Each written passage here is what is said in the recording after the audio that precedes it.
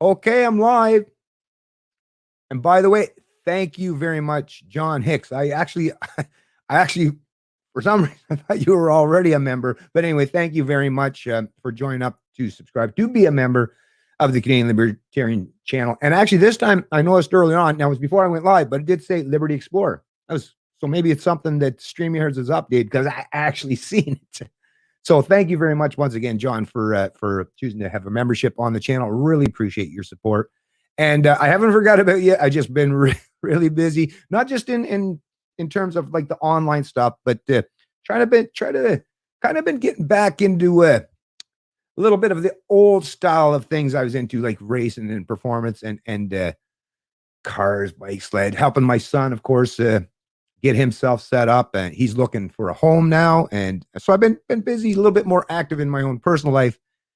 But of course, I can't go too long. you know, it just a week or two can go by, and my goodness, if you get out of the loop, wow, things can definitely change on it and pivot on a dime. Well, I mean, it's just central planning overload these days, but as we're seeing, it's being ramped up. Just when you think, okay, we're a year into this stuff, right? We must be getting close to the end. Nope, especially not if you're listening to Theresa Tam, right?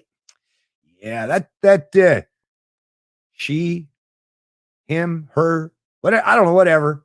Z, zer, they, them, whatever, right? Seems to have a real serious authoritarian streak. All right. Real serious streak. So fits right in with the Trudeau Liberals, obviously, right? Anyways, I see William Wallace. Hi, William. You're the man we need here today. I'm glad you came back, right? Dusted yourself off, so to speak. Hope you got that big long sword. But yeah, we need lots of what's this? The Volks. Oh, I'm not real familiar with the too many of the German words such as what Schadenfreude stuff like that, but I'm not too familiar with the Volks Geminisch. Not quite sure what that means, but I'm just going to take your word for it there, William. And thank you for joining the stream as well, there, man. So like I say, first things actually before I even get into the whole central planning thing, not sure if you folks, but I interviewed the young man. Right, it was on my channel, or did I go on his channel? So many interviews, so many people. It might have been the other way around. But anyways, he goes by the name of the Red Pill Rapper. Quite an active young man out there, in terms of promoting liberty and freedom and railing against some of these big government mandates, the lockdowns and the masks, right? And like I say, real impressed with this young man. He's not only musically talented, but really well spoken and seems to know his shit. He knows his stuff for a man of his younger age. And I was really impressed to see. Hey, good morning, Michael Marini. Thank you for joining this stream as well. I was really impressed to see and hear actually his kind of pushback. Now, I did say, and I kind of doing this for maybe if he gets a chance to watch the stream. I did say that I'm not a big fan, as you folks know. I'm not a big fan. I recognize that the authoritarian, the collectivists, like they're all lined up with each other, right? They're supporting each other basically endlessly. Now, I'm not saying that's necessarily a good thing, right? People who are willing to sacrifice their principles, not the kind of people I necessarily would align with or associate with, right? Because if you're willing to forgo your principles, then you might, if you're in that collective or that group, you might want to keep looking over your shoulders quite a lot, right? Because not exactly the most trustworthy people, I would say, right? Unprincipled at the very least. But I do recognize that it's really difficult for those in the liberty movement. And I've used that phrase, that terminology from time to time, but I'm not even a fan of the movement. It sounds too collective, right? We are basically just a bunch of individuals. It's just individuals, just people that care about their freedoms. But it is important if you're one of them people that we kind of show a little solidarity with each other. But on the other side of that, on the flip side of that, I kind of agree with this young man. Like I said, I hate seeing infighting because, like, yeah, the external forces, the external threats, they're already like hammering away at us hardcore every day, right? To the point now we're even seeing, there was an article I referenced before, and it was shared again, where now they're throwing libertarians in with far right and white nationalists, and like, we're all the bad people, right? Whoa, not with this collectivism. Matter of fact, that's where it's like, oh, I'll step outside. That's why I identify as an individual, right? Not part of any collective or group. Because yeah, don't fucking try to throw me into this shit, right? Don't try to paint that broad of a brush on me, anyways. But I definitely agree that it's really difficult if we're going to come together and coordinate in any shape or fashion to go against the behemoths, the Goliaths, the collectivists that we're up against. But at the same time, I do understand it's really important to hold each other. I just like myself. I and you folks are very familiar with this. I hold myself to a high standard, and I seek to do that for the other kind of people who I typically like to surround myself with. Right? That's kind of what I do. I like to help improve people in any way if I can. I like to improve myself, so I'm with the red pill rapper here in terms of how he covered this. So not sure if you're familiar with this story. Anyway, so Kevin Johnson, maybe some of you other folks are familiar with him. Have I had a chat with that man in the past? I'm not even 100% sure if I've actually had a one-on-one interview with him. Like I say, so many people I've interviewed and talked to over the years. It's hard to keep track of them all. But I do know the name. I'm familiar with who he is. Don't know much about him other than the fact he seems to be someone that cares about standing up to the establishment and fighting for freedom in some form or fashion, right? But yeah, there's definitely a way to do it. There's definitely a way to do it. Now, I guess he's been watching, right? I don't know if it's Rebel News or a few other media publications who are, like your folks like your Chris Sky, right? And once again, Chris Sky, he's original. The guy that originates these things. And matter of fact, I think the way Chris Sky did it is much more appropriate. It comes across less confrontational in terms of like adversarial, in terms of like any violent tendencies or anything. So I'm all on board with that. But yeah, just trying to replicate or duplicate that by going into these stores maskless, which of course you should have every right to do so, especially if you're mask exempt, and we all understand the realities of it. But yeah, I definitely kind of agree with the red pill rapper here in terms of, yeah, but you're just giving the establishment, right? The hacks of the media and the ruling class, you're just giving them fodder to use against you if you go into this stuff. And then especially if it turns into something that's resorts to violence. And once again, not saying I'm the perfect human being. I've been in situations, right, where violence has come about and it has happened. And once again, it's a bad, even in a personal situation. But when you're talking about politics and the spectacle of COVID and all this stuff is the optics, right? It's all about the optics. If you want people to get on board and support you, then you want the optics. You want them to at least feel like you're principled, you're trustworthy. You're not quite that confrontational. Well, that's the other thing too. How could we not? He's like, well, what are we all supposed to listen? If you're going to go up against like the political class or those in the media and pushing back against them, but once again, when you're talking about in these situations, so just like he was saying, think about some of these young retail workers, right? They're hearing all these stories about these anti-mask people being terrible, terrible people, rude, obnoxious, and then I think doing stuff like that, you are generally not just giving them fodder, but basically now I think, how that situation played out. Now there are going to be more and more people who are going to rail against, especially, I hope that he doesn't identify as a libertarian. I really hope that at the very least. Of course, once again, doesn't mean the problem, right, with all these identities and labels that we place on ourselves is anyone can label himself anything, but really at the end of the day, it's the individual that we should be dealing with. So anyways, I'm going to move on, but if you want to check that out, Mitch Murphy, follow him on Facebook, and he calls himself the Red Pill Rapper. And he got 46-minute video there about the whole incident and the way he discussed it. Anyways, like I said, I think he did a really well job of articulating his thoughts. And don't get mad at the guy, right? It is what it is. And that's the beauty of having freedom of speech, right? And just like he said, you should be able to criticize people on your own side, so to speak. And I definitely agree with him in that regard. Anyways, let me get back to the chat, see who's all joined now. Hey, what's going on, John? Once again, thank you very much, sir. Kakistocracy, now in a system of government that is run by the worst, least qualified, by the most unscrupulous citizens in order to enrich only themselves. The Greek invented the word 3,000 years ago. It sounds pretty legit. Sounds very reminiscent of what's taking place today. Good evening from Namibia. Good evening, Line in the Sand. Thank you for joining the stream as well. Interesting. Oh, okay. Hey, what's going on, Gato? How you doing, man? And Bobby, what's going on, Bobby? Thanks for joining the chat as well. So let's move on, dude. So here's another thing I wanted to reference here. Yeah. And this is for there's probably some folks going to be in the chat who most likely or might very well identify as conservative. And this is something I just got to point it. I just got to point it out, folks.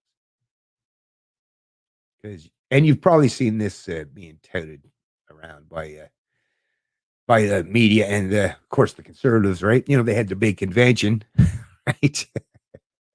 All right, let me bring this up. So it's the National Post and it's the NPView, so the editorial board of the National Post. Boy, they're big fans. National Post, big fans. Obviously, of the Conservative Party, of the establishment, and Ariel too. I mean, advertising right there, front and center too, right?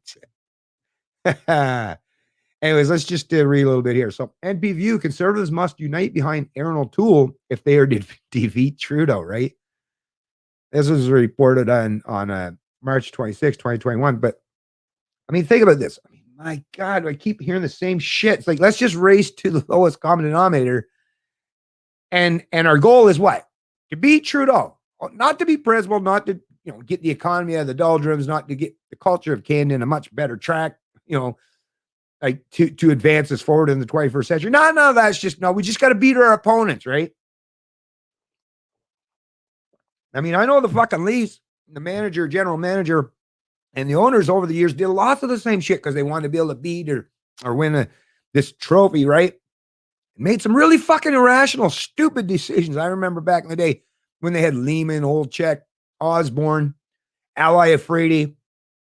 Who was in the net again? They Grant Fuhr. Anyways, it was just fucking all-star lineup, and you could tell they were getting the point, right? That the cup might have been just right around the corner, right?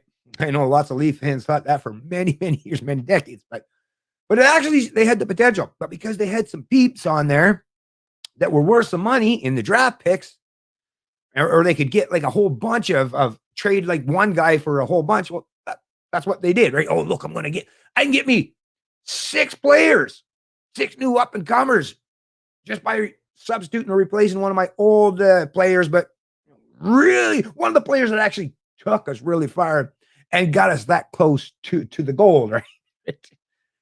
Bad decision, if you think about it. At the time, they thought, it's a good trade-off, right? 1 for 6, that's a good trade-off. If you think about it today or after the facts, like, it didn't work out so well, did you? Because as you see in subsequent, that was just a downhill slide ever since, right? And they barely get a little blip and then back to, once again, competence. The individual, each individual and what the individual brings to the table is so vitally important, right? The minute you override that stuff to try to race down to any common denominator, it's like, well, then just acknowledge and recognize that you're going to be functioning from the bottom, right? From the bottom. Come on. Stop trying to scrape the bottom of the barrel here, folks, right? To what? Appeal to what? And just like I actually, what was the comment? Maybe I should read the comment that I put out there on Facebook, or let me see, maybe I can find it on a different. Like I say, I've been sharing so much stuff, but I mean, come on, you just can't keep playing these stupid games, right? Principles, like this is the problem with party politics. That's all you're voting for today is a party, not the individuals. Like that's the thing. You got 338 ridings, but if you're going to vote conservative, 337, you don't fucking matter. Like ridings, it's whatever one were the leader, right?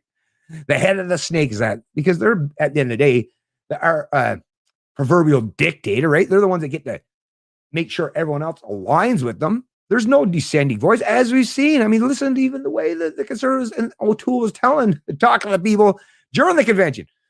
Forget about climate change. It's real. The debate is over, right? Well, apparently not, because shortly thereafter, right, the conservatives had their big vote, and it's like, what was it, 70+% of them or somewhere in around there said, no, we disagree with you. The debate is not over. So just look at how out of touch, right? And of course, the Conservative Party under O'Toole, not friendly and quite hostile to libertarians. So it's like, yeah, we libertarians, we're the ones, just like that article I was sharing the other day. We are genuinely politically homeless. Well, we have a home. It's called the Libertarian Party of Canada.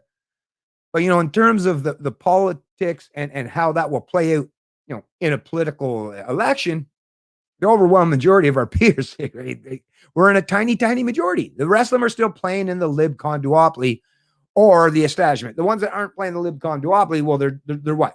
Their alternative choices are what? The Greens or the NDP. So as if the Conservatives and the Liberals aren't already left enough as it is. Well, the only place you have to go in Canada is a little bit further left. Or I guess under Maxime Bernier, right, in the PPC. But once again, I mean, he might be a little bit further right for sure than the Conservative Party. But once again, he was part and parcel of the establishment. And as much as I thought that he was going to be willing to step outside the bounds, he seems to be more than willing to use the top-down authoritarian approach and silence voices like myself within the party as well. Because once again, I like though now too. It's funny. Is this ironic or not? I like how I'm still getting, because I was a founding member of the PPC. I like how I'm getting emails now. Would you like to become a PPC candidate? It's like I offered, right? As much as it would have left the most disgusting bad taste on my tongue, but I was so trying to help the PPC. And I even said, you know what? Since you don't have anyone in these particular, anyways, forget about all that shit. But yeah, as you know, we are basically libertarians. It's a barren landscape out there, but that also means there's lots of room to build, right? There's lots of wide open spaces too, right? So you can always look at it from a pessimistic or an optimistic standpoint. And most of the time I choose the latter, but right now it's not beneficial in the political realm. The culture of Canada is what has to drastically change before there's a political solution. I've said this many times before, and that is just a reality. But like I say, for the folks at the National Post to suggest that, yeah, just set aside your principles, or if you're someone that's completely especially a Christian, right? And if you're a Christian, a Canadian Christian, of course you're against abortion, right? Of course you're against the kid. But it's like, forget about that. So here's O'Toole. You're not allowed to talk about abortion. We're never going to bring anything up in terms of policy for that. You're not allowed climate change. Just accept it, right? It's a done deal, right? Don't argue. The debate's over. What's the other things? Oh, there's a multitude of them. But basically anything that typically, fiscal conservatism, right? Be fiscally responsible. Forget about all that stuff. We got to spend to get ourselves out of this mess, this disaster, right? Which is of our own making, right? But this is so in other words, I guess what Aaron Toole is saying these days is, yeah, if you're conservative, yeah, you're not welcome in the Conservative Party. So it's like, well, this is the fucking hilarious part. And basically what I was saying in that article or in a response to the article on my Facebook page is, well, if you're just offering liberal light policies or liberal like policies, why in the fuck would anyone vote for you? Why wouldn't they just vote for the Liberals? At least they're getting the real deal. Why do they want a mirror image or a clone or something quasi, but not quite, right? Right? Like I say, some knockoff, right? Why would they want a knockoff Conservative Party, which is masquerading as the Liberal Party? Why? They'll go for the real deal. So it just seems so fucking stupid to me. But hey, this is the country that we live in today, and these are the people are the leaders of the political parties in this country. I don't know how anyone has any faith or trust in them, but apparently a lot of people do. And a lot of people are saying, yeah, man, we got to do it. We got to rally around. Yeah, as much as I don't like O'Toole and he's all milk, but we got to do it. It's like, no, we don't. Well, you can. You've probably already done that many times. You're right. Right. Matter of fact, the reason why we're in the position we are today is because you kept doing that, whether it was for Stephen Harper or fucking Mulroney, or you just kept going through. We just got to do it. We just got to beat the Liberals. Well, once again, thanks for participating and contributing to that fast track race to the bottom. And here we are. And you're still saying, don't stop now. Keep digging. It's like, fuck. And we're so far down now, you can't even see the light of day. And you're saying, what's your plan? No, we got nothing else other than the old rule book. We just got to beat the other guy. So just keep doing the same thing over and over again. Yeah. Like banging your head against the wall. You're going to get sore and it's going to get tiring and it's going to start getting real painful after a while. Well, it's already feeling quite painful as far as I'm concerned. Anyways, I'm not going to read the article. I think you guys get the point, the gist of it. It's like, yeah, Harper. And once again, all these fucking people that keep promoting Harper, like Harper, the guy that bailed out all the banks, and now Harper's going around doing this tour where he's finger wagging saying, look at Trudeau. I told you this was going to happen. Well, of course you knew this was going to happen. You started it. You are the one that's dipped your toes in the water of central planning and economic intervention. So, and he's going to point out, how dare Trudeau do these things? Well, you did that. Hey, Trudeau might be he might have just ripped the page right out of your playbook there, Mr. Stephen Harper. So funny. These people. So much fail, which is why, like I say, there's no leadership in this country. Not in the political sense, anyways. Or not for anyone that cares about freedom, sovereignty, liberty, independence, none of that. Yeah, exactly. Oh my God, is there such thing as a Canadian conservative? I don't know. It's like that, like those rare birds of those rare species that you hear about, but you've never seen one in real life. Like an actual, especially in terms of economics, right? An economic conservative. It's like, where are these people? I don't know. They don't seem to exist in modern day Kazakhstan. I don't know where they are. Like, are they hiding under the rock somewhere? I don't know. I have no idea. But I'm with you, Gato. They're so rare indeed that I've never actually seen one. Yeah. John, collapsisterian is the realization that no one is coming to save you as they chop and attempt to divide this once great people, our home and our liberties, give them no quarter. Yeah, I'm with you there. Give them no quarter. Hey, now what's going on, David? How the hell are you down there in that beautifully fine state of Texas? Yeah, I love it. I love it. Hopefully, maybe someday, depending on how bad things get, I'll get to join you. The Liberals want, UBI. Oh, yeah, they've already introduced a bill for that one, right? The finance minister is a journalist. They have no understanding of economics. The quintillion effect of inflation, 100%, Michael Marini. And thank you once again for joining the stream. But yeah, well, actually, some of them very well probably do understand to a degree, but they just don't care. What is, they lack morals and ethics. So, I mean, if you got no morals or ethics or any principles that guide your decision, it's just whatever benefits me. And that's what the ruling class is all about these days. I mean, that's undeniable, no matter what side of the political divide that you come from or support. I'm in the don't trust a politician party. Right? That's a good place to be. I'm right there with you, David. I know what you mean, Bennett. I get emails all the time from political parties who want my money. I think it's because they create a huge contact list. Yeah, I know. Yeah, probably, no doubt. No doubt. IMO, our current and abortion laws are the ideal solution. I suppose. Let's see. God forbid we don't have laws about something. Yeah, exactly. I know, right? I know. Lord forbid you allow people to figure stuff out on the self. Well, that's the thing. I mean, if you're a parent and you raise your kids, you know damn well. I mean, there might be exceptions and outliers, but I can just speak for myself and the people that I'm familiar with. The ones, if you raise your kids to have critical thinking skills, a minimal amount of rules, but rules that are fairly strictly enforced, or at least to the point where that people can understand them, right? That's the other thing. Don't go authoritarian. That never works either. That actually creates more rebellion. It actually is very antithetical to getting the kind of outcome you want. But a minimal amount of rules, right? Give people respect, dignity, and a feeling of self-worth and a sense of meaning stuff. And it's a pretty good recipe for success. And it's worked out, like I say, in my personal life, and so it has with other people. It's these ones that constantly want to micromanage, dictate, and control every aspect of other people's lives, whether it's their kids or the rest of people in society. Those are the people who are creating hazards all over the place and causing so many people to stumble over them, which is why not just the economy, but the social fabric continues to falter and fail on a regular and continued basis. I like that. Hey, what's going on there? Hey, yo, 531 boob. Boobless. Hey, yo, I would settle for someone that can count. That would be good, right? Bare minimum. That would be, I would suggest that would be a minimum requirement, right? You probably have more views using some software to pull up articles on stream. You'd probably have way more views using some software to pull up articles on streams. I do on here. Actually, I do their boobless. The other day or last time I streamed when I just used the regular YouTube, I can pull up the articles here. And I will, actually, I did already earlier on.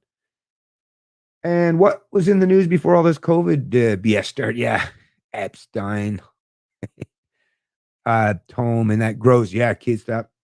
They think we don't know. Exactly. Yeah. Thanks for joining the stream as well, Kevin Hayes. Yeah, Epstein. Yeah, exactly. That all went away, right? That all just disappeared like a fart in the wind, like most things. You know, distract, not just divide and conquer, but also distract. Kevin O'Leary has been saying throughout this whole thing. Actually, I haven't been listening to Kevin O'Leary, Stuart. And thanks for joining the stream, by the way, man. Actually, I should look up and see what Kevin's been up. I know the last thing I remember hearing anything about Kevin that was blasted on the news was that boating accident he had. I don't know how that all played out with him and his wife and all that stuff. There was a boating accident, but I haven't really been paying much attention to Kevin there. But I'll take your word for it. I mean, he is all about the economy at the end of the day, right? Unapologetically so. And yeah, those people, at least when you're talking about economics, seem to have a pretty good pulse on things. He's a Canadian conservative by the old definition. Yeah. Well, that's the thing. I don't know. Like I say Canadian conservatism. Well, yeah, I guess if you say Canadian conservatism, but there definitely would have been conservatives in Canada historically. Just like I say today, they seem to be a rare breed. Just trying to hit some pause here. There's too many ads running. Okay, so what was the next thing? Oh yeah. So once again, so central planners have shown. I mean, the fact. So once again, so the theme of this show obviously is how central planners have failed miserably. I mean, think about it. Even the fact that you constantly got to browbeat or finger wag nonstop, intimidate, bully, or basically try to force people right into this one size fits all. Once again, it just constantly shows like you shouldn't have to keep using these threats or fear-driven narratives all the time to get people on your side, right? In the marketplace of not just ideas, but in the actual marketplace, you don't have to do that stuff, right? You just gotta say, hey, I got something here on offer. You want it? You got to pay for it, but I'll give you a good price, and I guarantee you walk away from the interaction feeling better off, right? That's the beautiful thing of the market. Whereas these guys, there is no market. It's all about force. And if people aren't willing to fall in line, well, you just got to ramp up. What do you got? When you only got a hammer in your tool belt, you got to just keep reaching for that hammer, just keep banging and banging and banging away. But as you're seeing all that banging away, now you have the bulk, the majority of these are even insider conservatives, not people who are on the outside observers, but insider conservatives. People who are actually part of the Conservative Party. And the overwhelming majority of them are saying, even after the fourth leader in almost as many years, they're like, no, we still reject you. We still. So once again, central planning, collectivism, top-down authoritarianism, right? Political parties, the one size, it's not working at all. It's not working at all. And they're even seeing it within their own ranks, how much of a fail it has been. Now, if you had actual independent MPs, 338 of them with their own sovereign mind, recognize that their own sovereign writing, their citizens, they were the people that they were looking after. They were the people whose interests mattered to them. They wouldn't have to constantly, conform to this top-down type of authoritarianism or the political orthodoxy. They could say, no, this is what's important to me and my community, right? But no, once again, you have to constantly forgo your own constituents, maybe your own preferences for this top-down authoritarianism or this kind of central planning from the big guy in charge, right? So fail. And it's only going to continue that way. Central planning never gets better. You'll never find an example where central planners, they figured it all out now. Central planning works. Never does, which is why it's a constant whack-a-mole and using the hammer all the time, right? Because once again, if your ideas are that terrible, that force is required, well, you're never going to get to the point where everybody's going to accept it and it's going to work out seamlessly. So why they keep trying, once again, insanity is doing the same thing over and over, expected different results. So are these people insane? I don't know. Based on their actions and their so-called ideas, it sure as hell seems that way. But yeah, check this stuff out. Let's get to the Facebook thing. Because yeah, as we know, they're definitely looking, the Trudeau Liberals and, they're even the opposition. Everyone's paying attention. When's the election going to be called? They're looking for the opportune moment, right? When they think they might get a political advantage over their opponents. And what we're seeing today, just like the Democrats down south, the Liberals, yeah, they don't like losing. and they're hell-bent and willing to do whatever is necessary to make sure they don't. And this is just one initiative that will definitely help them in that endeavor. So let me bring this up. I'm going to bring this right up on the screen there for you, my friend. Don't worry about that. Got you covered. Got you covered. So here we go, CBC News. And that's another thing. I'm going to say this for the umpteenth time. For people say, why do you always use CBC articles? Well, I'm forced to pay for them. They can't use, they can't like copyright strike or anything. I'm forced to. So it's the best source. And once again, it's so you can see what the hell they're saying. I don't want to. And matter of fact, the reason why, as much as YouTube tries to suppress and silence me, obviously by limited my reach, and I've never recommended to people, but they'll never be able to fully demonetize me. They'll never be able to fully suppress my content. Why? Because what are they going to do? Say, oh, he used, oh shit, it's a establishment media source he used. So they can't do anything to me. Listen, I'm wise enough that I figured this stuff out. Just because you haven't, don't hate on me, right? You've seen lots of people have been canceled. I'm still standing, and it's for a reason. Smarter than the average bear, I would say. Right? Anyways, back to the article. No more patting on the back, I promise, for the next 5 minutes. Just kidding. Anyways, so this is under the politics section, of course. Facebook says it's preparing again to fend off disinformation during a federal election.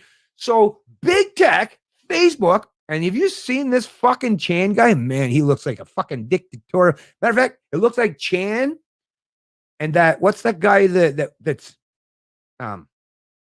Champagne? No, what's the guy that's, the liberal guy? What the hell is his name again? But if you look at them both with their glasses, like, holy shit, it's like he's the Facebook guy is the Asian mirror image of the Trudeau liberal guy. And they both seem to have the same kind of authoritarian mindset. Weird. I don't know, the physical and the like I say, the optics of it, it's just so messed up.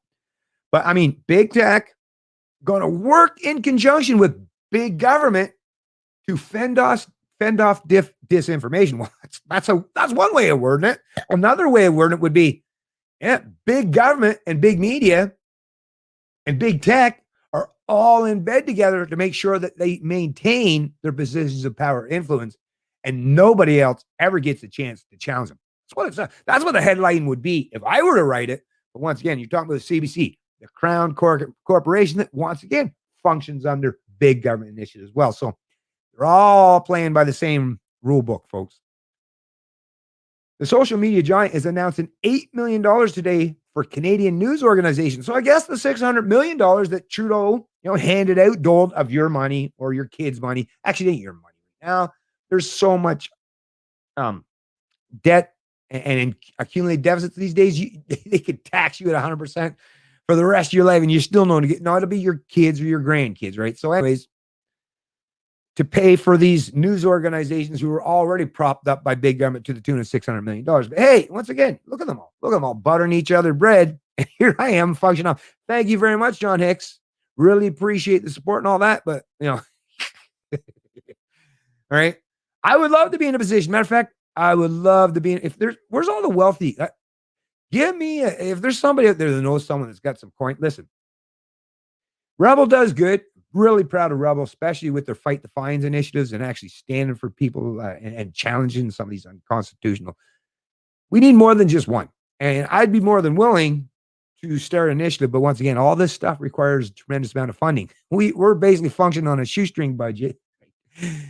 And once again, I've got ideas at the wazoo, but my ideas just rest and reside inside here. And I can never bring them to fruition in the real world without capital. And that's the thing. Those of us who challenge the status quo, we're denied being able to accumulate any capital these days unless you can step outside the current paradigm, right? So in the cryptocurrency realm, which I wasn't an early adopter, unfortunately. I know I wish I had been, but I wasn't. And I went through my own financial hell, as you folks are probably familiar with. And I've been trying to catch up ever since. So I'm constantly like a dog chasing his proverbial tail. I'm a little dizzy. And I do stumble from time to time, but I try to be as effective a force as I can be, with the limited resources at my disposal. But once again, our opponents have, the full power of the purse in a multitude of ways and access to mean, every aspect of media, television, right?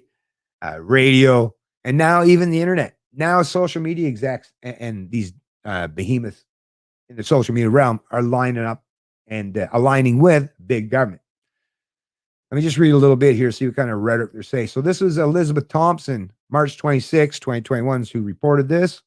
Tech giant Facebook is beginning to ramp up for the next federal election with plans to prevent its platforms from being used to spread misinformation that could disrupt the election campaign. So that's another thing too, folks. And I mentioned this when I shared this article on my social media pages on Facebook is you got to make sure you're over there following, especially not just content creators, but even just, so you maintain relationships and connection with people that, are fellow freedom fighters or travelers is you got to get over on some of those alternative social media platforms because as you see, the writing's on the wall on the dominant platforms. Now, I'm not vacating the space entirely because that just gives them like an easy win. That's why I'm staying here, and I recognize a lot of people have probably already amalgamated or moved over there. That might be another contributor reason why I have lower and lower amount of people, watching my videos or my view or getting views on it. But once again, there's a huge swath of the population, right? And I've said this many times before, I don't feel like I should have to necessarily go. I'm glad everyone else is figuring out these ways to communicate without having somebody intervening or interjecting there. And that's great, once again. But once again, the bulk, the overwhelming majority of the people that we're trying to reach out to are still overwhelmingly on these dominant platforms, which is why I just won't vacate the space. Not yet. Kevin Chan, global director and head of public policy for Facebook Canada, says he doesn't know when the next federal election will take place, but his company is getting ready. We're already preparing internally for an election whenever that will happen, Chan told CBC News. We have also had outreach externally from public authorities that we have worked with in the past in the 2019 election to also get ready. Oh, why do I feel my voice being stifled? I'm feeling a little bit choked off here. Just reading this, right? While Prime Minister Justin Trudeau's minority government isn't scheduled to go to the polls again until October 2023, Trudeau acknowledged in an interview with a Montreal radio station in January that his party could find itself in an election in the coming months. In the lead up to the 2019 vote, the federal government set up an elaborate system to detect attempts to interfere in the Canadian election by spreading misinformation or disinformation. In the end, officials conclude that no significant attempts were detected. So, in the end, they had no evidence. But fuck the evidence. Be damned evidence. Be damned reality. Now we're going to double down on it this time, just in case. Yeah, they want to maintain their status and their positions, their authority, and they're, like I say, not leaving any stone unturned. That's what this says to me. I don't know what you're reading from that. That's what I'm reading from. Chan said that Facebook never completely dismantled the core team it assembled for the 2019 election. It has remained in place for the provincial elections that have happened since then. So are you paying these?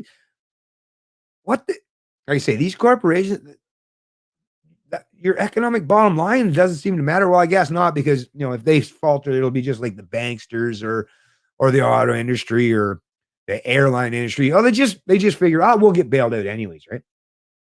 Sounds like it to me, because otherwise, why would you be squandering money on thing that basically was not needed or necessary? In the 2019 election, Facebook's team in Canada monitored the platforms for signs of people trying to use it to spread information or disinformation as part of an election integrity initiative that also included a cyber threats crisis email line. We are currently building out the team to be ready for an election whenever it comes, said Chan. Chan's comments come as Trudeau's government deals with the aftermath of an Ontario Superior Court ruling that struck down the section of Canada's election law prohibiting someone from making false claims about a candidate or a political leader during an election. The judge ruled that the section was an unreasonable restriction on charter rights to free speech. So even though, a major court in Ontario struck down, you can't do this shit, well, it's like, oh, we'll find another way to suppress or silence people, right? They've, like I say, these central planners, these authoritarian types, they're going to find a work. That's why people say, we just got to create a law. It's like, no, trust me. If they're the ones writing the laws, it's probably not going to be written in the manner that's going to be conducive with allow freedom to take place, right? Of course not. Never has and never will. Anyways, I see there. Oh, there he is. Yeah, so that's a picture of that Chan guy. But where's the liberal guy? That's not him. But yeah, like I say, that's that chain guy right there that's working right in bed with the big government Trudeau liberals there, and seems to be pretty comfortable there. Seems to be right. So, like I say, folks, this is what we're up against. I don't know why.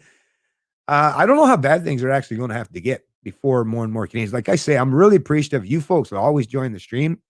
But man, we need a whole lot more than I see. There are 19 people currently watching the stream, but yeah, there's 38 million Canadians, right? So we're definitely in a very, very, very, very tiny minority. Hey, what's going on, Wendy? How you doing? I see Wendy join the chat. How you doing? Beef Supreme. If voting mattered, they wouldn't let you do it. Exactly. That's so true, right? Hey, Missy. Real nice to see Missy in the chat once again. How you doing, my dear? Yeah, cool. Thanks, Missy. Missy, always right there. Awesome, Missy. Did y'all get thumbs up, subscribe, share? Thank you, Missy. Really appreciate it. Always good to have Missy in the chat. Good day to all you beautiful people. Hi, Bennett. I'm back. Missed y'all. Godspeed. Much love. Much love back to you too, Missy. And real good to have you back, by the way. Let's see what we got here. What do you describe as the textbook definition of fascism? Well, see, that's the thing. I never actually go by just my own. I don't create. So what I do is now, and I usually what it is, I'll just show you what I typically do. So you type in the word fascism, right? Now you're going to be given, usually Google has its own dictionary meaning for it. I find most of the times it's pretty much aligned. Now, but you can also click down. So here, let me show you what I do here. Let me bring this up on the screen. So when you ask, because that's a good question. It's a great question. I'm liking the question. I like it. Oh, I like it. So for me, like I said, I don't try to reinvent the wheel or play politics. I accept words and descriptions based on their actual defined meanings. I don't try to, like I say, reinvent things to suit my particular political preference or ideology. So really at the end of the day, what it comes down to me is, so here, fascism is a form of, well, the far right thing, that's obviously political, right? That's a political statement. But it is a form of authoritarian ultranationalism characterized by dictatorial power, forcible suppression of opposition, and strong regimentation of society and of the economy, which came to prominence in the 20th century. So this is the part that I think is most important, right? So fascism was typically at the time very nationalist, because the people who imposed or created fascism were nationalists themselves. But at the end of the day, nationalism or globalism, they're collectivists. These are people, like, to me, it's so weird. It's like nationalists, when people say, are you like nationalist, globalist, socialist, communist? If you look up, they all share the exact same thing. Collectivism. They're all collectivists. They all are willing to sacrifice the individual, the sovereignty of the individual, for their concept of the greater good. So, I mean, other than particular styles and preferences, at the end of the day, they're authoritarian and they're characterized by dictatorial power, forcible suppression of opposition. Sounds like the liberals today, right? Right? Dictatorial. I mean, Trudeau loves dictatorial powers. I mean, the guy even openly admitted, right? And we've all seen the video footage. He's a big fan of China's basic dictatorship, even using the same goddamn word, dictator, right? So dictatorial power. Trudeau said he's a big fan of China's basic dictatorship. So he'd be a fan of dictatorial power because you can turn your economy around on a dime. Remember that? Yep. Forcible suppression of the opposition. Who is done any more than the Trudeau Liberals to try to forcibly suppress anyone who opposes them? Like, come on, I'll ask you that question and answer me seriously, because I don't think you got much on offer, to be honest with you. And strong regimentation of society and the economy, right? Strong regimentation of society and the economy. I mean, like I say, whether you're talking about, this is the part where this left-right thing is like, it's such a fucking fail. They're all authoritarians. Like, to me, whether you're talking about the PC government of Ford, right? The Ford government in Ontario, Higgs government in my own province, or Kenny's government in Alberta, or Hogan's government out in BC, or anywhere in between, right? Liberal, New Democrat, Conservative, they all fit into that particular mold, right? Now, the conservatives maybe not so much in terms of forcible suppression of their opposition, but that's because they're in the minority. They have less status in terms of authority power these days, right? It's usually people who have the largest footprint on the political stage are the ones that are trying to stomp everyone else out, right? And as we're seeing today, it's the liberals, it's the people on the left side of the spectrum. Although, once again, the left right thing, I hate even talking about that on that authoritarian side. But in the political realm in Canada, people still play this game. So fascism, right? That could describe, like I say, that could describe the Trudeau Liberals. It could describe the NDP. It could describe the New Democrats in the US. So this is the part where it's like people that are still playing that left-right game. It's like, okay, you just failed miserably if you're still playing left-right thing. Fascism is authoritarianism, and it's all about dictatorial power, forcible suppression of opposition, and strong regimentation of the society and the economy. Like, who in the Western world that's in power or in charge these days isn't a fascist? And that's the other thing. Doesn't mean fascists can't like a little bit of the other areas of collectivism, such as socialism or communism. It's not just fascism these days. Once again, it's a mixed system these days, just like China. They even consider themselves, it's Chinese, they call it capitalism with a Chinese twist or something. It's not capitalism, that's corporatism, that's cronyism. That is fascism as well, right? But once again, using these old terms that we used to use to describe the collectivists, the authoritarian collectivists of the past, they're relying on you continuing using that old verbiage or that terminology because they just keep retweaking, right? They're like progressives. You've seen how many times or iterations they keep using the words globalist. Every time you peg an authoritarian collectivist, they just reinvent the terminology to describe them in some means or manner that seems to be different, but no, same shit, different pile. Now, once again, that's just that particular meaning. But you can go once again. So I'll just show this real quick. You go to Britannica.com, which is Encyclopedia Britannica. You can get the definition of that. You can go to Merriam-Webster. So Merriam-Webster's a long-standing dictionary. There's dictionary.com. So once again, I never try or suggest that I have the final say of what fascism is. I take it by what it describes. People who are, but now, once again, step outside the political, because when they say far right, have you ever heard of communism ever alluded to or suggest to be a far left position? No. So they're acknowledging the kind of means or measures that are implemented under fascist dictators. But by the fact that they're saying far right, once again, these are people just playing that political divide.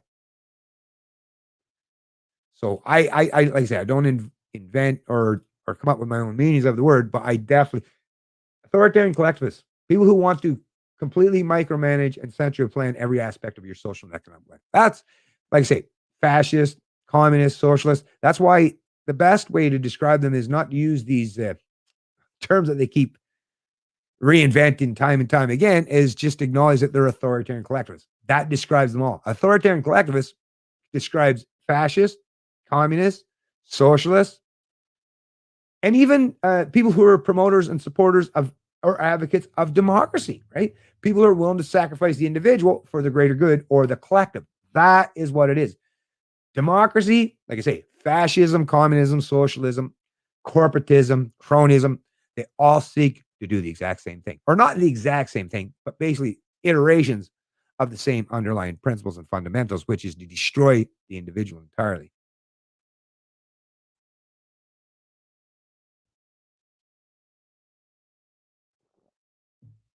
Okay. Okay, so what's the next one we're going after here? So we did the old Facebook. Oh, check this out. And like I say, when the media goes this hardcore, puts in this much work and effort to try to not hold government to account. No. But to target actual individual Canadians or groups of Canadians who aren't, in any position of authority or power, but who are just challenging the status quo or the current establishment, then you're in a lot of trouble. And that's what CBC continues to do on a regular basis. They're not targeting big government. No, they're coming after you or I or anyone, like I say, that's challenging the status quo. I'm trying to take that comment off there. And the extent and the length they're willing to go through, I'll check this one out. So this one here is a Marketplace, big investigation. Marketplace attended a COVID-19 conspiracy boot camp. Ooh, a conspiracy boot camp to see how instructors are targeting vaccine skeptics. So, even if you're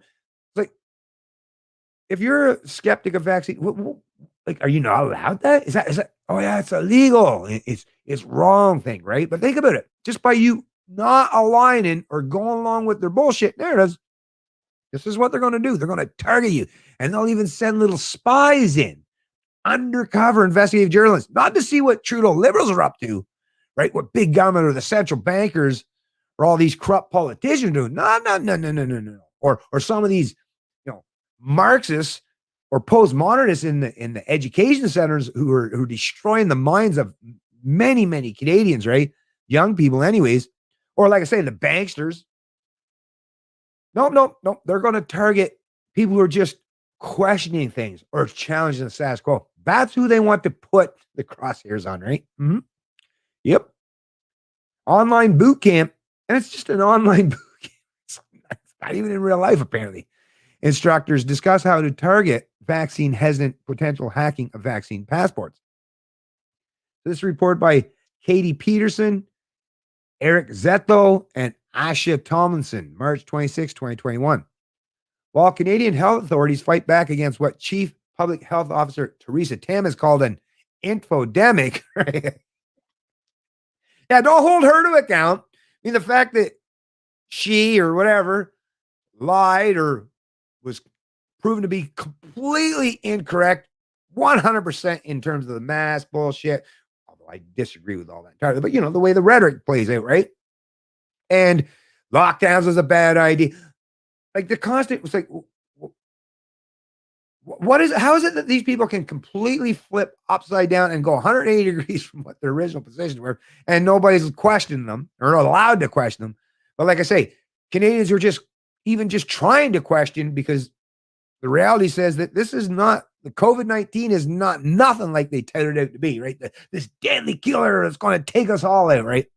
Didn't prove to be anything remotely resembling that. As we're seeing, the evidence is in. If you're not elderly, aged, with a bunch of comorbidities, or in really, really poor health, you're going to do just fucking fine, right? But even with all that, they're so hell-bent on controlling the narrative that they're willing to go to such extreme measures to make sure that nobody is comfortable enough to even dare to challenge it. The spread of false information about the COVID-19 pandemic, others are working just as hard to target the public with conspiracy theories. See, they just use that same terminology over and over. Just call them conspiracy theorists and move on, right? I mean, what kind of effort, what kind of work is that, right? If you could just call someone a name, call it a day, and say, see how intelligent, see how superior I am than everyone else. Okay. Like I say, once again, more of that race to the bottom. And these are people that they're touted out, brought out on stage of these media fucking reporters and shit, and said, and we're told these are the experts, right? Mm-hmm. Expert, my ass. Marketplace journalists took part in a U.S. COVID-19 conspiracy boot camp. Okay, why? First of all, if it's happening down in the U.S., this is Canada, CBC. Why the fuck are you going down the U.S. to cover these U.S. so-called conspiracy? They got plenty of lefty collectivist media down there. They can do that. But why? But once again, CBC, nothing going on up in Canada. We'll just find something's going down in the U.S. and bring that up to Canada, because we can't do anything on our own here, apparently. Like they literally, like, this is the thing, these hacks in the media, you just sit atop and purse atop everything about the U.S. while you're finger wagging and insulting the U.S. on a continuous basis. But yet you just, it's like you have this love-hate relationship. You just can't get enough of it, right? But yet you can't say one goddamn thing. Oh, man. We're aspiring activists, including the leader of one of Canada's prominent misinformation campaigns, learn tactics and persuasion to sow seeds of doubt about information coming from public health authorities. So what it is CBC is like, we do the same thing, but even with the $1 billion+ we're doing a much worse job than apparently our opponents, and they're getting more traction and more people are paying attention to them. So we're like, it's so fucking fucked up. It's like, so these so-called conspiracy theories are garnering more attention, more support, and apparently even seeming to come across as even more credible than you. And what CBC is response now, it's like, geez, we should do some self-reflecting here. There must be something wrong if a bunch of conspiracy theorists, nut bars, are gaining more credibility and more of an audience than we are. But no self-reflection. It's like, well, let's find out a way how we can target these people and tar and feather them in some way. So as a means to what? Try to prop ourselves up. Like, you can say, oh my God, fail right down to the core. Sherry Tenpenny, Cleveland, Ohio based osteopath and self-proclaimed grandmother of the anti-vaccination in the U.S., runs a 6-week online course. She has hundreds of thousands of followers on social media and has appeared on popular far-right conspiracy podcasts such as InfoWars. So once again, jealousy, envy, resentment, rearing its ugly head once again. CBC journalists signed up. I mean, even just, I know myself, you see the CBC articles, the ones that you're allowed to comment on, I never do anymore, not on the actual CBC's page. But it's like, even when there's supposedly thousands and thousands and thousands of comments, like, they get so low in terms of the reach and the people who are participating. And so, like I say, they're just jealous and envious of these people. It's not even the fact that they're espousing things that they disagree with. I think it's just, once again, and socialists have that. It's a tendency that resides right down to every fiber of their being, to their cores. They're just resentful and envious of anyone, whether you're more popular than them, better looking than them, taller than them, right? Richer than them, more competent than them. These are people who are very envious and resentful, and they lash out because it's an internal mechanism, right? They're trying to improve them, but once again, they're failing miserably, but they just don't seem to. There's just something, I don't know what's lacking, but they just don't realize that maybe I should try something different. Nope. They keep doubling down on the same kind of insanity. CBC journalists signed up for the $623 Mastering Vaccine Info Boot Camp to find out exactly what was being sold to her students. You're in our choir, Tenpenny told the class. If those who are on the fence who need to hear the message, it's those who are on the fence who need to hear the message, she said. My job is to teach the 400 of you in the class, so each one of you go out and reach 1,000, she said, encouraging students to practice in front of a mirror.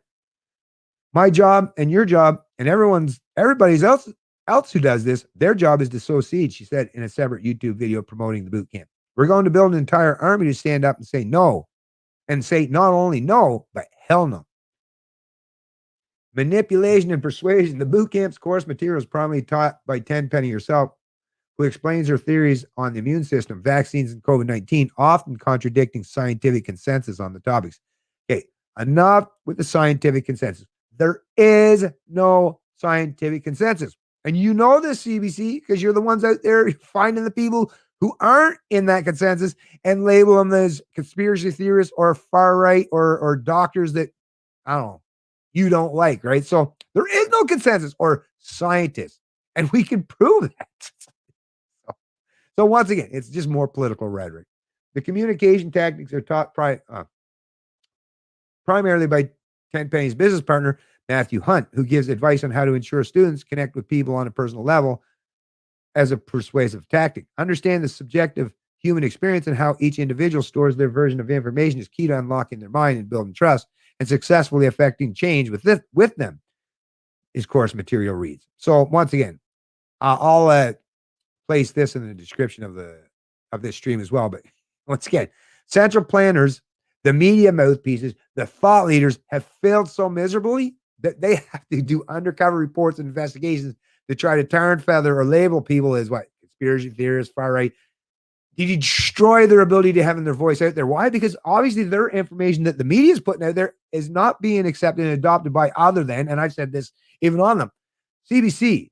The reason why you folks feel so miserable and so much of a fail is because the only people that align with you are the most dumbed down, idiotic people on the planet. And I get why that's probably frustrating for you, that when you look in your comment section, even right on Facebook, not on your own personal page, because that's very heavily regulated and moderated.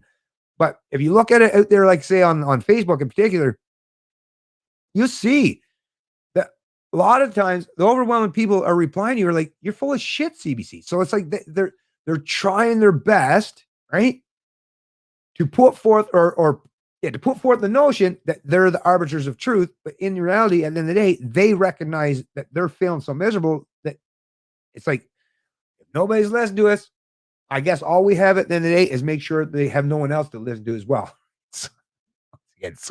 So much fail. Okay, what's the next one? Oh, check this one out too. I thought this was a kind of an important thing that people would want to know. More fail. Once again, the fact that they got to fake and pump up the numbers, and the numbers, even with the faking and pumping up the numbers, they're still to the point where 99+% of us are going to be just fine, even if you contract or get the COVID-19, right? But they're failing so miserably, they even have to do stuff like this to pump up the numbers. So this came out of this is out of True North. Shout out to the folks at True North. Like I say, great alternative media source these days to use, and I'm always looking to use them as often as I can, and especially situations, circumstances like this. So here we go. Ontario counts suicide victims as COVID-19 fatalities.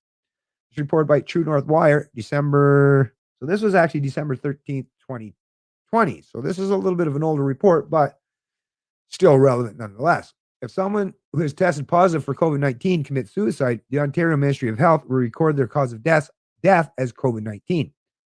As of Sunday, December 13th, public health. So as a result of how data is recorded by health units in public health information databases, the ministry is not able to accurately separate how many people died directly because of COVID versus those who died with a COVID infection.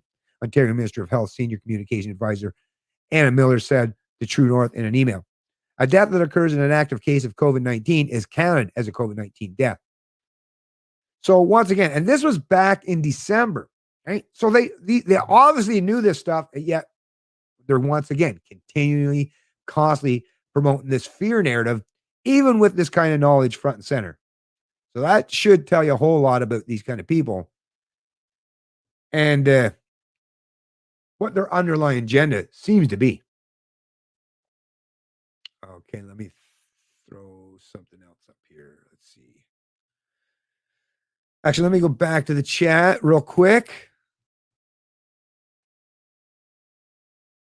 Yes, I agree. Thank you all so much for being here with us, and you're all appreciated. I agree. Thank you very much, Missy.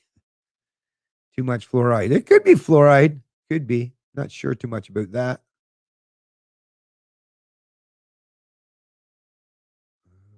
Okay.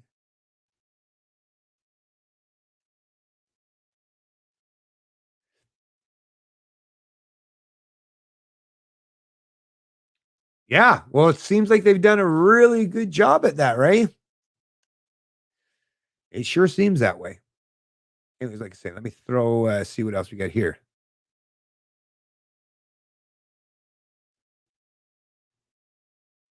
Oh yeah, of course there was the carbon tax decision, and you see how that played out.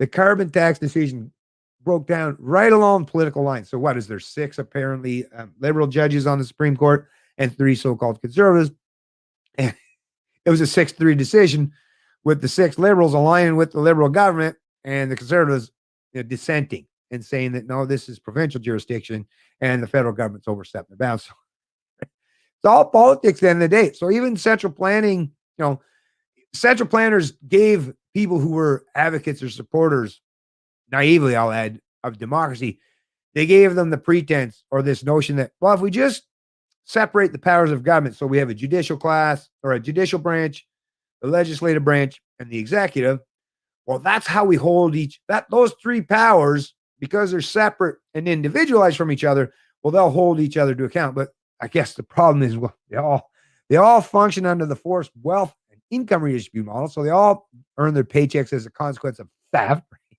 or extortion, right?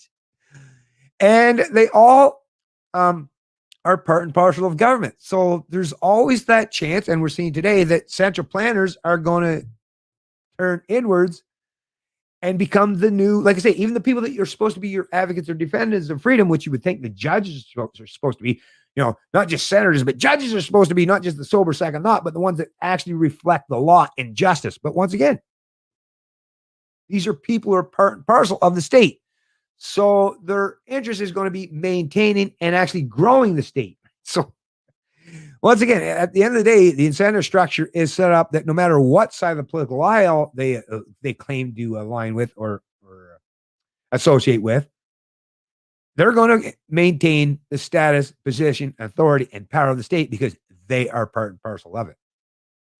Sure, the dissenters, got to say what they had to say, but they were outnumbered, right? So doesn't matter. Even if they were right, it's might makes right. It's whoever has the power of numbers gets to overrule. These guys, the three dissenters, might have been 100% correct in their assessment, their judgment. But once again, in democracy, even under the Supreme Court, the mob, the collective, overrules common sense, objectivism, or objective logic, or even justice, the very core principles and tenets of justice. That's how much fail central planners have got to the day, where they've completely destroyed any faith or trust in any of the separated or alleged separated powers of government these days, which is why I don't know why anyone believes that we just gotta vote harder, just gotta vote the right people in, and somehow central planners will stop being central planners, politicians will stop being politicians, thieving parasites will stop being thieving parasites, and people who want something for nothing will stop doing that. Nope. Never happened in the past. I don't expect it's going to happen anytime in the future either. Anyways, I'm moving on a little bit there, folks. Oh, and have you heard about the, let me just bring up, actually, no, it's more talking about the people. I was going to talk about the Pierre Poilievre, and I get that a lot of people like to talk about other people. I feel bad about what that happened to the guy, and the Trudeau Liberals trying to say he's a racist for wearing the white fish shirt or something, supporting oil sands. It was like, that's so fucking dirty. We all know what the fist bump, man, it's all about, right? It's activism. And most of the times it's actually socialists, communists, collectivists that are promoting that stuff. But yeah, you see how the media and the political class, well, what it is they recognize Poilievre as the one in a million conservative that actually does. I will say, he actually seems like an actual conservative. One of the very, very few I've ever seen in this country on the political stage. But hey, that's the man they're going to target and go after, right? Freaking pathetic. It was nice to see his wife stand up in defiance and defense. And the fact that she's Venezuelan born. Yeah, nice. Nice, real nice. Let's see what else we got here.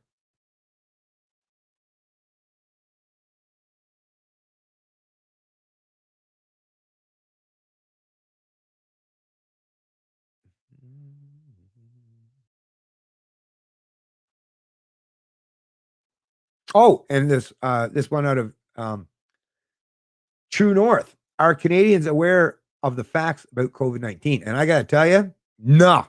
And it's because, and a direct consequence and result of the failure of those in the media to properly inform Canadians. Oh, and check this out. Actually, I wanted to bring this one up. Other failure of central planning. Not only are they trying to suppress and silence any dissenting voice out there in the real world, actively, like even if they're participating in some form of activism in terms of protesting or petition, they're constantly trying to suppress and silence people out there or intimidate or bully them. But even online, they're doing it. And like I say, that's not even enough. It's not enough for them to constantly bully, suppress, and try to silence opposition voices, right? And outstretch their tentacles everywhere on the social media realm to make sure that happens. But they're even doubling down by doing stuff such as this. Like, this is how you know how much of a fail these people are, when you've got to go to such extreme extents to try to lend some credibility or legitimacy to your rhetoric, right? So this is out of a Blacklock's reporter, right? Open up here. Actually, let me put the little bigger in there. It's quite small. Actually, there we go. Okay, bring that back. Health Department pays for praise. So this, like I say, Blacklock's reporter. Now, I'm not subscribed, so I don't have access to the entire article, but this was reported March 25th, 2021. Health Department pays for praise. Wait a minute, I'm supposed to do it the other way. Okay. Health Minister Patricia Hajdu's department is paying people to say nice things about it on Twitter and Facebook. The department yesterday said it will pay minor celebrities to tout its work as a trusted source of health information on social media after being faulted for pandemic mismanagement. We are continuously adapting and learning. So if you wanted to continue to read the rest of that, you'd have to sign up and log in to Blacklocks here. It does seem to be a pretty darn good source for information and news. Maybe I'll look into seeing how much it does cost. But anyways, at the very least, I'll place a link to that in the description of the stream as well. But I mean, come on, the fact that you have to go out and pay influencers, social media influencers to propagate this kind of rhetoric to people. I mean, once again, wouldn't the product or the realities or the consequences of your policies, wouldn't all that stuff speak for itself? Right. That's what it does. Well, that's what market participants, the product, right, or the service speaks for itself. But nope, not with big government. No, they got to find some way to jam that stuff down your throat because they recognize without it, and it's going to leave a real sour taste, right? But the fact that they're willing to pay people. So the ones that we're countering or battling, not only we got to go up against the CBC and the $600 million that has been propagated to most of the people in the established media these days, like not only we got to challenge and go up against these behemoths who are, like I say, funded to the nth degree, right? Can pay like to have all these people to go do these reporting and invest all this stuff, or to pay these people, but they're also looking to social media and getting influencers out there where people like myself, right? It's like, so they're constantly, like I say, our opponents are constantly being propped up. Like YouTube will automatically put people who are pro the state, in their recommended or the algorithm, right? Promote their shit so they get lots of views. Silence and suppress mine to the point where it's like basically nobody gets notified except for some of the followers that typically follow me on a regular basis. And that's because you folks are proactive. It's not because YouTube is doing anything so great, but I mean, like I say, the fact that they're willing to do this and make it that much more difficult for people like myself to even get our voices out there, or people to even entertain, giving our voices a chance. Well, like I say, we're up against a behemoth. And what are Canadians doing about it? Or what are the Canadians that care about the freedom? What the heck are they doing? Right? Seeing lots of protesting, in certain areas, anyways, out in BC, Quebec, a little bit in Toronto, and maybe even a little bit in some of the smaller jurisdictions or provinces, but not much. Like I say, the central planners are basically having their agenda rolling, humming along with barely even the slight ripple or bump, right? They're just and why? Because look, they've got all this power, not just in terms of political power, but the power of the purse.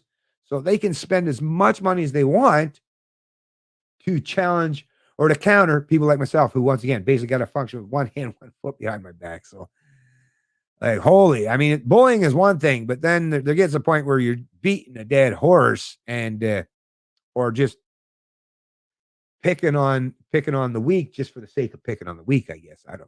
Either way, that's pretty wild stuff, right? Pretty wild stuff.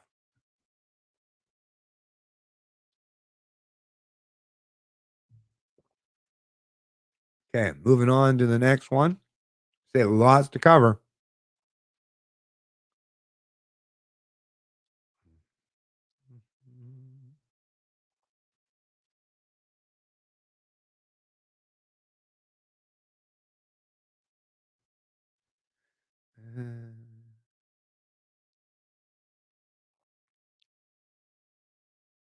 Yeah, this one was a National Post article. Actually, yeah, should I bring this up here?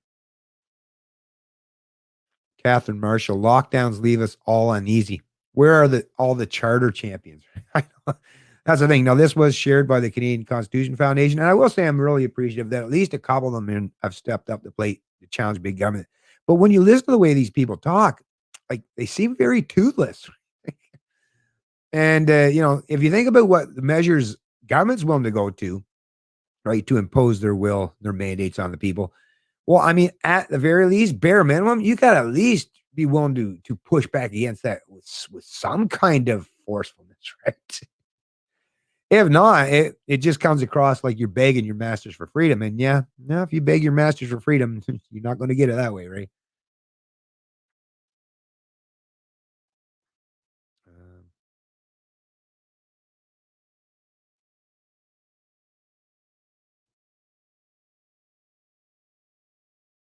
Here's another one. After COVID-19, this is a CBC article. And this is, like you say, these central planners, they're the ones who are forming the thought processes in the minds of the masses these days. And as a consequence of that, or the masses, once again, it is kind of a circular thing, where it's a self-feeding, self-fulfilling loop. But the authoritarians are definitely in charge and being supported.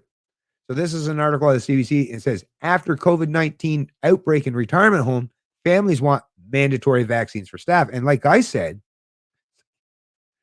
stop. Like, I feel bad about that, right? I'm sure it's probably devastating and scary for a lot of people, right? Especially if you have family members at home, or if you're one of those people yourself. But once again, we're already seeing up to half of people in the healthcare fields, and a lot of them would be immigrants, newcomers, or young people in particular. And they're very much hesitant because, yeah, they're paying attention to this bullshit. And as much as they're not out there being active as I am and putting their voices out there, they're watching, they're observant, they're seeing what's taking place. And like I say, up to half of people in these healthcare fields, and they work in the healthcare fields, are saying, I don't want to get the vaccine. Nope, not going to do it. And now you have stuff like this. Well, it's like and there's a shortage of staff, right? So there's a shortage of staff in these facilities or these institutions. And now these people are going to, the reactionaries, right? Because they follow the central planners' lead, or they're the ones that are putting those central planners in their position because they do what these people advocate for is, let's just use force, right? Oh, I'm scared my parent's going to get, so I'm just going to, well, you're not helping your parent at all, because what might very well happen, right, is these people will say, oh no, I'm not getting the vaccine. And if it's in terms of my employment, well, I'm fucking quitting.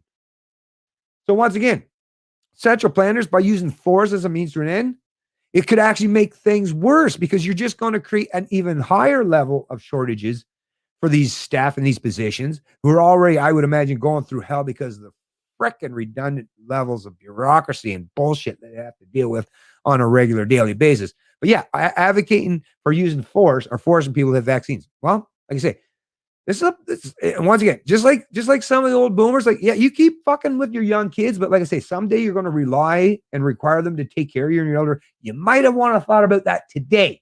Right? Don't think about that later when you finally have to go beg and please take care of me.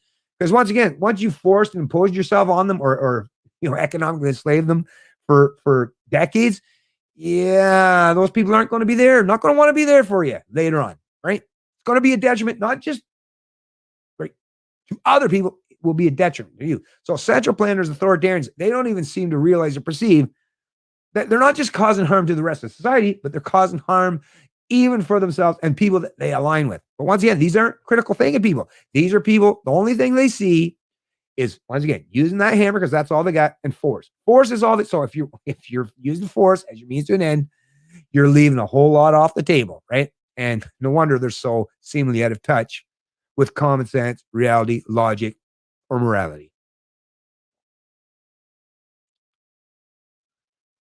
Oh, and there's this one too. Get this. So in New Brunswick, we have a alleged conservative government under Blaine Higgs, which, like I said, told New Brunswickers, don't give that guy a majority. When he was in the majority, no mask mandates, minimal in terms of any lockdowns or restrictions. This province was doing good. And the cases were like, he could count on one or two hands at that time. As soon as he got his majority, mandates galore, lockdowns, restrictions, the big bubble, the Atlantic bubble, all this fucking bullshit, right? And it's actually the cases have got much worse.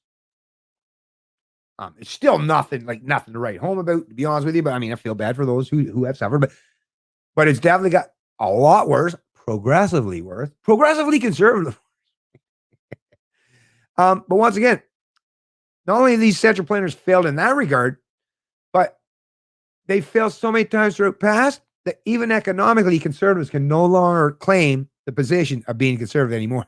Blaine Higgs is just the latest iteration of that in Canada. Let me show you what I'm talking about here.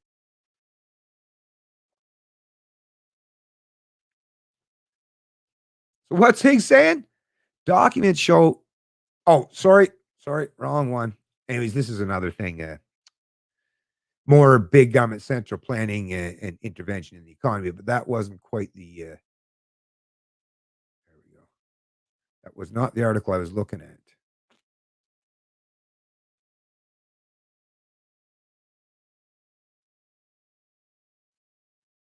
Oh, here we go. Well, that's not it. I'm going to this one after that. I got to find the Blaine Higg one.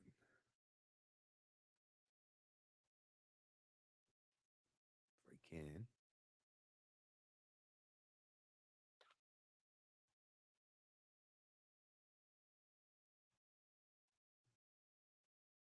Actually, I'll have to find it a little later on, and I'll make sure to place it in the link of the description of this video.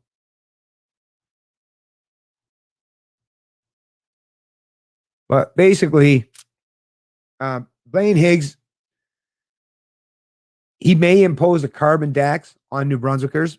And he said that even before the Supreme Court decision come down, so we would have had one regardless, which is, like I say, conservative government, whatever. And what was the other one? Carbon tax. Oh, and even though he ran, that's the thing, right? He ran on the pretense that he was going to finally straighten out the books and correct the budget, put us on a decent path in New Brunswick going forward, because New Brunswick is such a have-not province and indebted and underserved in a multitude of ways, especially in the private sector, right? But Blaine Higgs is coming out today and saying that he's willing to run even more budgets to supposedly or allegedly stimulate the economy. That's the problem with these central planners. They're doubling down on the same insanity that's actually caused the kind of destruction, the kind of economic destruction, the kind of economic incentive that you would properly need to have a fully functioning free market environment where prosperity actually takes place properly. They keep time and time again. They say one thing to get elected, and then they do basically the opposite, because at the end of the day, all they care about is maintaining their position of power. They don't care about you. They're not benevolent, right? They're not holier than thou. They're the selfish individuals, right? And as much as libertarians get accused of being selfish, no, these are people who are selfish. And they're willing to sacrifice, at least for someone like myself. If I'm selfish, it's because I want to work to provide for myself, my family, but I'm not looking to cause harm to anyone. This kind of selfishness is not only beneficial to them, but massively harmful to the rest of society, because they're the ones that get to use force, theft, and coercion as a means to an end, which is massively harmful to society at large. This is what they do. This is the failure of central planning. And every time they fail, they don't try to correct their mistakes. They just look to what? More central planners. Hey, big government. Hey, federal government. Hey, central bank. Let's paint over these mistakes and let's try reinventing a whole new plan in terms of central planning, the economy or society. And when that fails, they just try it once again. Double down, double down, double down. How much more fail is required before people realize that central planning is not how it's done? Not if you care about freedom, sovereignty, or liberty, right?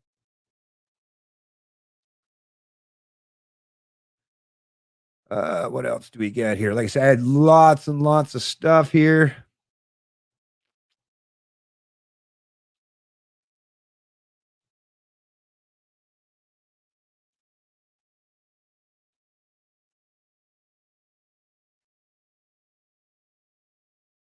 Oh, yes, this was the one. Yes, this was the one. Struggling businesses. Let's bring this up and share it with you fine folks. Right? This is what happens. This is what happens, right? The moral hazards. Just like if you were raising your kids. Yeah, just keep bailing them out every time they fuck up and you'll see what kind of kid you'll end up. Well, same thing happens at the societal scale in the macro level, right? This is the exact consequence of exactly what I was saying. Actually, I did a pre-recorded video that I'm going to upload another day in terms of Harper and his intervention in the economy as a consequence of the financial crisis. Oh, we got to do it. We can't let the economy collapse. No, we got to do it. Even though, supposedly I'm a free market guy, I'm going to fall on the side of becoming a big government interventionist, right? That's the thing. And I got to use that as an excuse, the fear narrative, because if I don't, sky is falling, Chicken Little, right? And yeah, well, that kind of ineptness, that kind of big government, authoritarian central planning, it breeds more and more ineptness and the required or necessary need to have more big government, authoritarian central planning. Because just like the kid that you never taught a good, valuable lesson, well, if you don't teach society any valuable lessons or principles, well, this is what you end up with. This is a consequence. This is a direct result. Struggling businesses call for extension of pandemic supports ahead of federal budget. So, and like I said, how about you call for an end to the lockdown? If you're a struggling business, rather than asking government to steal from fucking me or my kids or my wife to prop you up after a whole year of lockdowns, how about you just call out the government and say, get the fuck off my back, stop destroying my business, my career, my economic activity, my retirement plan, my all that stuff. How about you just do that instead? But once again, ineptness breeds ineptness. Collectivism breeds collectivism, right? That race to the bottom. I mean, are we not there yet? I mean, to be a business owner, to say, I need big government to prop me up without at least first acknowledging that, oh, the reason why I need government to prop me up is because government destroyed my ability to maintain my business. Well, that's the thing. Some of them would have faltered or failed regardless. So they're just using this as an excuse. I mean, we've seen long before COVID even came out how they were up to at some point in time. And I did the reporting. It's all on, all archived in my YouTube videos, where it was up to half of the business in this country were just, on the precipice of going bankrupt or having to go into foreclosure in some way, right? So you can use the excuse of COVID, but in reality, there's a lot of ineptness taking place because, once again, ineptness breeds ineptness. And that's what you're seeing. It's dominating the political and the economic landscape today. And once again, everyone's running out with their hands wide stretched. And the only people who have the money to pay for any of this stuff are the ones who are productive. Most of the productive people are like, I'm not paying for this. And they have ways, multitudes of ways to hide, stash, or to get it from under, have to pay for this stuff. So what they're doing is they're seeking to the Keynesian model, economically enslave entire generations to pay for the here and now, because, hey, at the end of the day, we're all dead anyways, right? But I mean, what a fail. A coalition representing 1,700 businesses suggests 60% will go under without further financial support. Oh, shit. 60% of the business in this country will go fucking under. Whether it's because of government or not, once again, it tells me that there's a whole lot of failing taking place in this country, and it's a direct consequence and result of big government central planning. The market would have never allowed this to take place, right? This would never happen under a free market environment. Would have never happened.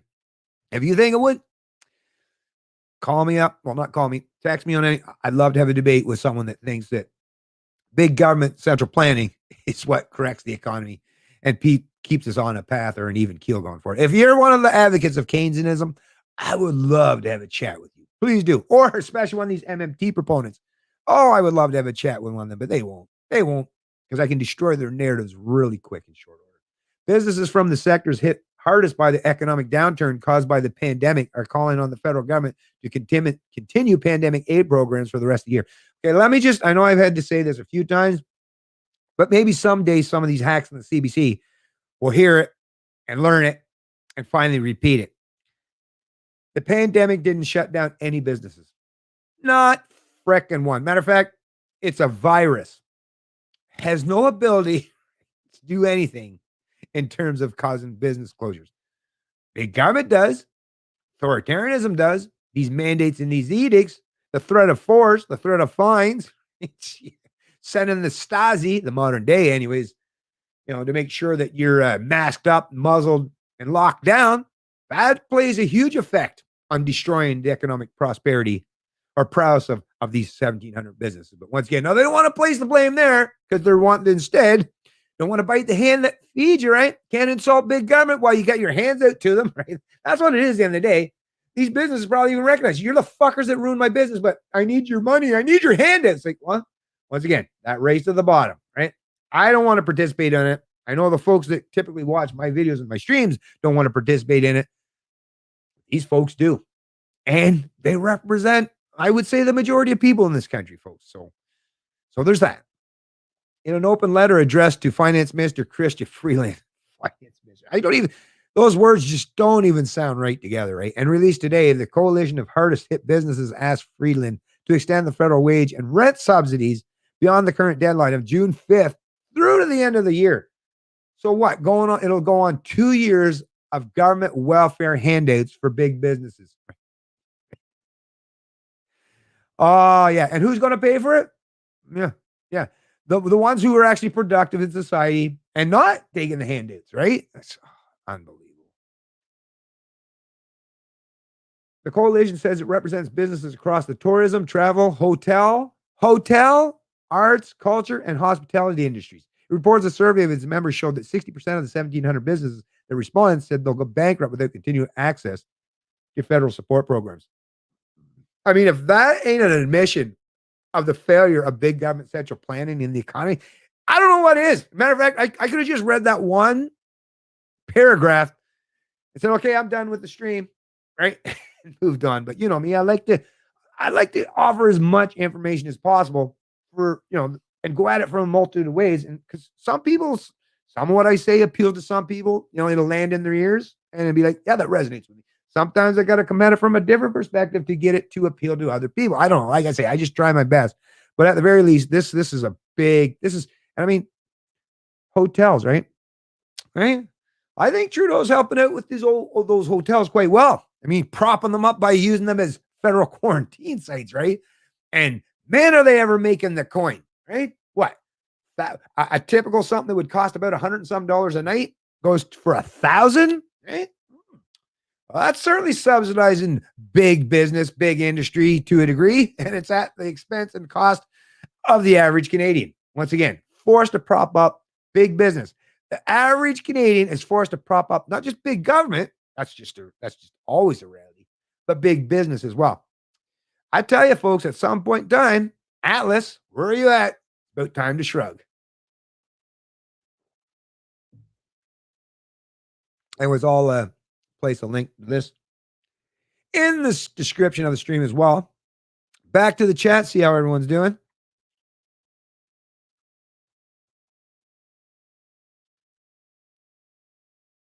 That's what I'm saying, Michael. 100%. That's what I'm saying. Exactly. Don't be looking at fucking me or Michael or Missy or Stuart or John. Don't ask us to fucking bail your dumbasses out. Stand in solidarity with us. We got your back, right? I'm not going to hand out money to you, but I got your back, at least in my willingness to use your product or your service. If you willingly defy them, especially if you're anywhere local, I'll go your business tomorrow. Just stand in defiance of these things and stand in solidarity with those of us who are free market proponents. And like I say, that's how we win. Once again, showing the kind of ineptness. Look at the kind of people who are in charge of these businesses. They don't have the mindset that we have, right?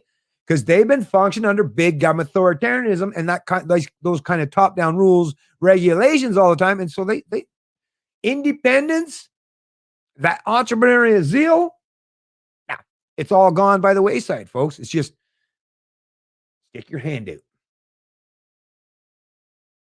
Government only bails out large banks and corporations at the expense of small business and the poor middle class. Yeah, of course, right? Of course.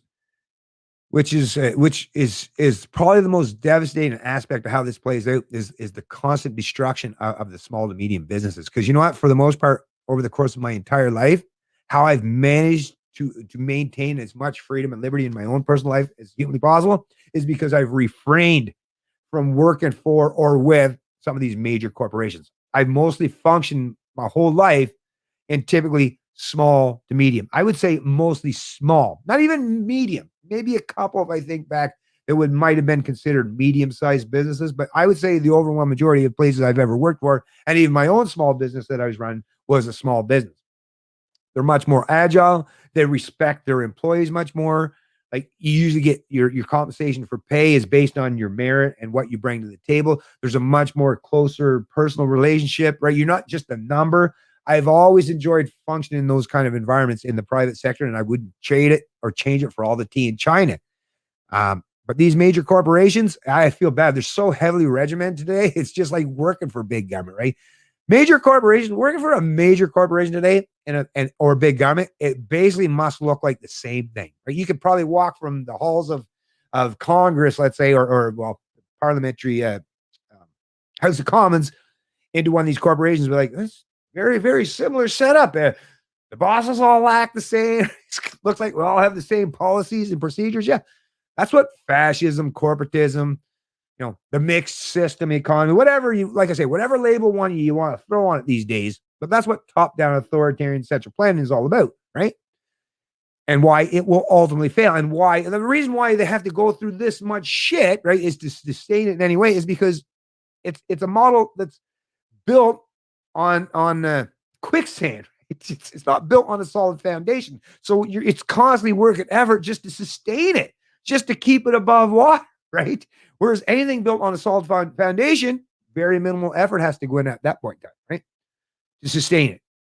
Big government authoritarianism, central planning, constantly has to have to feed it nonstop to sustain it, which means and requires a whole lot of expendable work or work, effort, and exhaustive efforts that are absolutely unneeded and necessary. And those energies could be better used in producing a whole lot better things that's beneficial to the rest of us in society, that doesn't require force, coercion, or theft, right?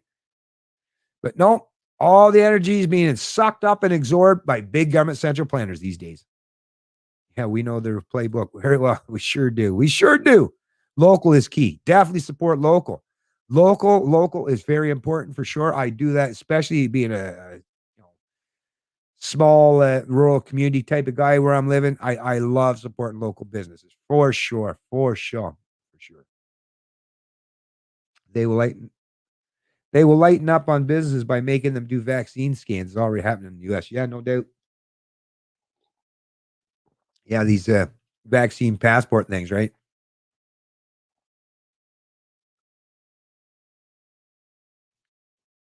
Bennett is a warrior, never gives up and keeps on keeping on. Perseverance is key with positive energy. Thanks for all you do, sir. Sir. My pleasure, Missy, and thank you very much. You're always so inspiring. And you have such a great positive attitude. Love it. Love it. Anyways, folks, what are we at here? An hour and 37 minutes. I think we covered quite a bit today, right? Pretty darn good, I would say. So I'm probably going to tie this one up. Yeah, we'll move it on because I'm trying to keep them. I know for a while there, I was doing like at least minimal 2-3 hour sessions. I'm thinking, and you folks actually, if you wouldn't mind after I do finish this up, would you prefer when I do my live streams that maybe I do them in like, let's say hour long chunks? Because I'm more than willing to adapt and change in some way so that maybe I can garner a better audience or a larger audience. Not better, sorry. You guys are a great audience. A larger audience and maybe get more people that are willing to pay attention to what I got to say. And like I say, I'm always trying to tweak, not completely reinvent myself, but I'll do what I can. And what's Busy saying here? But I'm noticing in NB people are waking up more and more. Yes, lots of work to do on local levels. We need to get involved. Yes, well, I had to go grab a few parts from my car. Like I said, I'm putting my old street strip car. I'm putting her all back together. I haven't driven that thing in, holy crap, probably 15 years now, and I'm really excited to get it all up. But I had to go grab some parts, and this is only the two times I've ever had to put a mask on, and I couldn't help but take advantage of the fact. And I talked to a lady that was out in the car, because actually I walked up the door. I opened the door to go into the place like, oh, shit, I don't have a mask on. I'm not used to wearing a mask, folks. But at the same time, I mean, I could have been rebellious. But you know what? I went out, and my wife gave me just one of those blue things, that she got it. I don't know, at work or something, just one of those cheap buggers. I was like, rather than go in here and just be a full-on rebel, try a little something different. And I talked, like I say, when I come out, the lady that noticed that, oh, you've got your mask, did you? She must have recognized when she's sitting in her car. And I went over and talked to her. That's what I do. That's kind of how I am, right? And I got talking about, I said the same thing. Yeah, I've only had to wear it like once or twice. I live over in the sticks, and I don't, have to wear the mask where I typically go around and do my thing. So I'm not used to or accustomed to wearing it. Anyway, so I got talking to her. And yeah, just based on talking in a friendly manner, right? And not being confrontational in any way, but she was like, oh yeah, it's ridiculous. Yeah. I say, you notice like it seems to be mostly the people in long-term care facility, or the elders, or people with coma. Totally right on board there. Right on board. And she was agreeing with me. And I think I got further. And then two guys that were in the store, the guy that was actually serving me and another guy that was off listening to me talk. That was when the customer he was with had left, he was kind of listening. And both of them, I even said, because they all have now on these parts counters, they all got the plexiglass. And the plexiglass, so here's the parts counter, and they got plexiglass that goes right from the part counter all the way up basically to the ceiling. And they only got little slots open, like so you can stick your money through or pay or to get your parts, or no, you can go off to the side to get the part over there. So you don't like, and I was like, and I even said to guys, I can't believe they make you guys wear a mask when you're behind the plexiglass like this. I mean, what do they think? That this COVID-19 or whatever can just magically just go through the plexiglass or something? I mean, there's your protection right there. You don't need to be wearing a mask, right? And where you're sitting actually in your chair, by the time on the other side of the counter and all this stuff, you're basically already social distance anyway. So this seems to be overkill. And you know what? They were both in agreement. And then the guy that actually was serving me, no, well, yeah, I didn't say where I went. But anyways, you know, maybe wasn't wearing the mask 100%, you know, perfectly appropriate because maybe he wanted to breathe, right? But, and felt a little bit more comfortable after that without making sure that, you know, he's all. So I think that's a big thing. And back to like, I guess what the Red Pill rapper was saying is, listen, folks, it is, and I'm telling this to myself too. I'm like I say, I'm always trying to improve and better myself. And yeah, I don't want to be confrontational for the sake of being confrontational. I want to be effective, right? Effectiveness is going to matter much more than just saying, yeah, I'm right and they're wrong. Right? No. It's important that we're effective, and effective is being reasonable, being articulate, you know, showing a little compassion to these people. Like I say, you know, a line, and I'm once again, it's not like you even have to step out the bounds. So it's not hard for me to do that, anyways, right? I kind of feel that's kind of my default position, anyway. But yeah, I think that's a much better a way to deal with these things rather than going in. I'm not wearing a mask. Now, some areas in some ways, and I get how that's, you know, it's an attention grabber. I would definitely, my videos would get a whole lot more attention if I went out and did that stuff. I get it. But once again, I'm in the long run, right? My reputation, my credibility, that matters so much more than just, you know, getting immediate. Like I said, there's been a multitudes of times where it's like, oh, if you want an audience, Bennett, you could do this and you'll get your audience. But it's like, yeah, but it might benefit me in the short term, but really be detrimental in the long term in terms of destroying my credibility, right? So no, I'm not going to take any chance on that. And I do recognize that's important and it's vital that we're reasonable. We have to lead by example. Treat people like you would want to be treated, right? That's the golden rule. I mean, we're libertarians, right? I mean, I am. And most of you folks, I would suggest, are probably too, right? So, yeah, we got to lead by example. Don't use aggression or force. I get we all get pissed off and bitter at times, for sure. I'm guilty. Guilty as charged.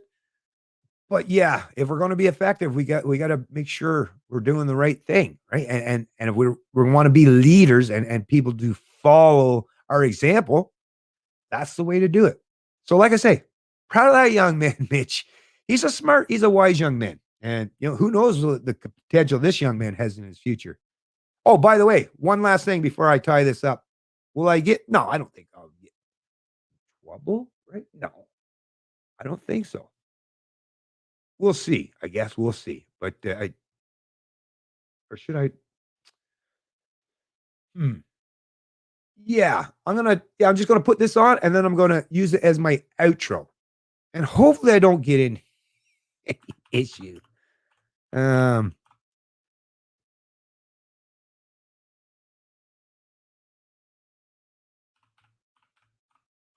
I thought it was a great song, and once again, really proud of this. Another fellow Canadian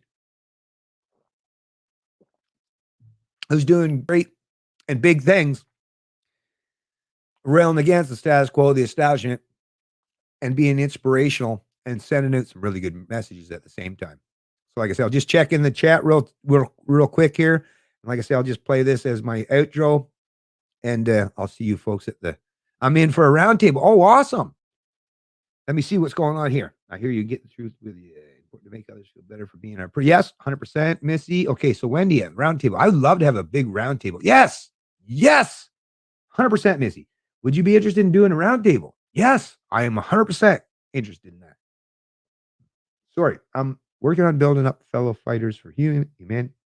We need great people having great days. We need to unite and find solutions. I'm with you, Missy. You know me. On Facebook, Minds. It's easy to get a hold of me on Facebook because you can message my Canadian Libertarian page or even message me on my personal page, Canadian Bennett Hunter.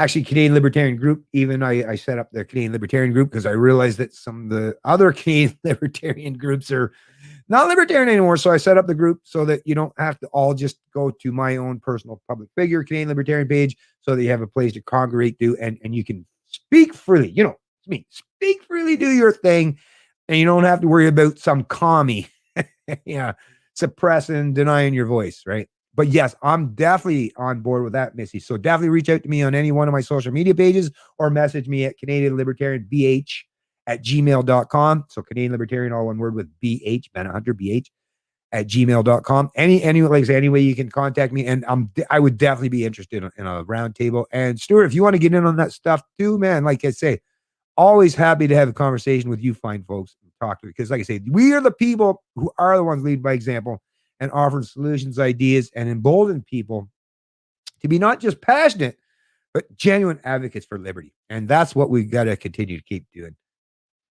Yes, Missy. Yeah, actually, if Missy, did I ever make you a moderator on here? Because if I haven't already, I want to do that. Actually, Missy, because you're definitely a great moderator. Thanks for being here with us. Proud of you and proud to know you. Godspeed and many blessings. Right on, Missy. Awesome. Actually, you get the three things here. Can I make you a moderator here, or have I already done so? Oh, no, never mind. That does nothing there except says put user in timeout. I don't want to do that. Okay, get out of that. Whoa, what's going on here? Okay. Maybe I shouldn't have clicked on that. Okay, there we go. Okay, we're good. Okay. But yeah, thank you very much. And anyways, like I say, thanks to the rest of all you fine folks that joined the stream. As the Canadian Libertarian. Oh, let me get this going on here first, Gary, before. Okay. Hey, Tracy, you can't say no to a classic. Girl, you know wavy chips are way better for dipping. Crispy, airy. I need a short drink or a long prayer. I've been sober, but I don't care. I'm so scared of my own self, I get no help, and that's no fair, so don't go there. I've been hell and back. I got scorched hair in this Gucci cap. I got empty bottles and a million bottles. I regret swallowing the Ativan. Let's be real, I resent the way that I feel. I pretend that it's cool, but I miss getting drunk, and I'm angry that God doesn't help when I kneel. I said my prayers. When I got clean, it just got worse. I quit doing drugs, and I pleaded with Jesus to save me, but he didn't hear my words. It don't work, it hurts. I went to church, now I need liquid courage. Whiskey in my glass, I take the knives out of my back to stir it. Go to hell and back again, then show you burns to prove I earned it. I need shots of God to gain the strength I need. I'm just a person. I pray on my way to the liquor store. Support your fellow Canadians, the fine folks like this gentleman, Tom McDonald. They're out there creating great music to inspire and embolden people. So, anyways, like I say, I'll leave this on the way out, folks. It's Canadian Libertarian, and I love liberty.